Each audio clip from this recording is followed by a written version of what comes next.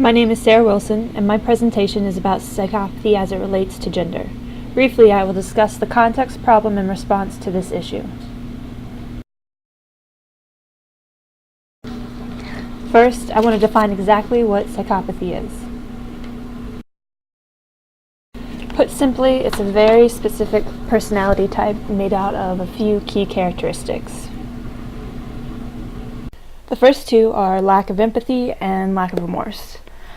Empathy is what helps you make a mental picture of how somebody else feels, and remorse is what would make you feel guilt for your actions. So without both of these things, psychopaths lack a conscience. Early researchers called it moral insanity. 3. Glib and superficial. This is often expressed as charisma or charm, but is inauthentic. 4. Lack of responsibility. Psychopaths are chronically unaccountable for their own actions. 5. Deceitful and manipulative. That's your basic lying, cheating, and stealing for their own personal gain. 6. Egocentric and grandiose. That's your basic self-centered thinking. 7. Shallow emotions.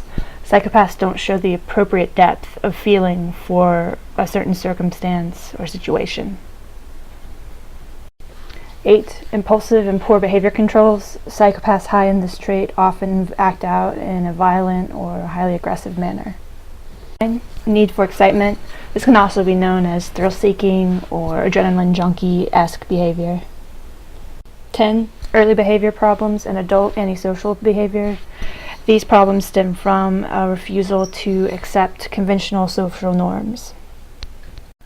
Although the idea of a psychopath having these traits has been around for a while, it was Dr. Robert Hare in the 1990s who specifically linked them to psychopathy and developed a means of identifying psychopaths in a given population, known as the psychopathy checklist.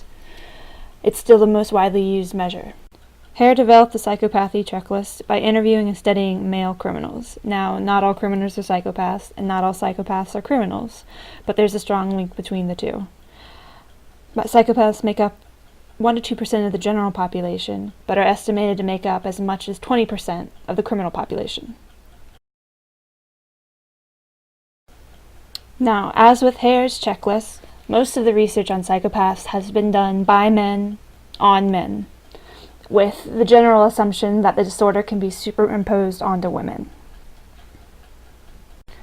The overall finding from this research is that women are less psychopathic than men. They score lower on the psychopathy checklist, they display less of the traits, and the little research that has been presented on gender differences, this comes across as a weakness, a deficit.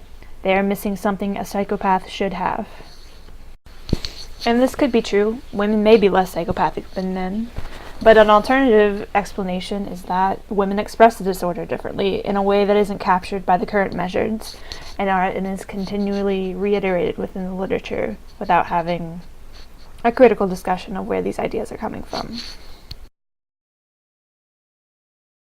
More research should be devoted to the study of female psychopaths because the female offender is one of the fastest growing criminal demographics. And psychopathy is used to determine risk within a facility, what custody level an inmate should be kept at, what rehabilitation they should receive, and whether or not they get parole or probation.